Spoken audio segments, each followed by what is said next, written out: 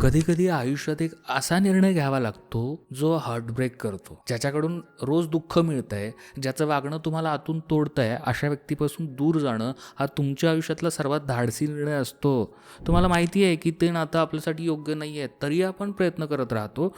कधी रडून, कधी गप्प राहून, कधी स्वतःलाच दोष देऊ लागतो.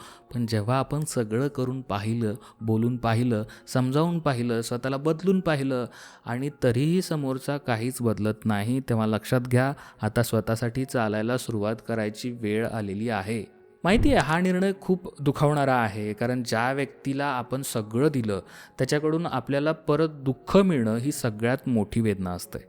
पण आपण रोज रोज थोडं थोडं तुटत राहण्यापेक्षा एकदाच मनावर दगड ठेवून योग्य निर्णय घेतलेला चांगला. जुनी जखम कुरतडत बसलो तर ती कधीच भरत नाही, पण एकदाच ते बँडेज उचकडून काढलं तर ती जखम दुखेल, पण एकदाच दुखेल आणि नंतर हळूहळू भरतही जाईल.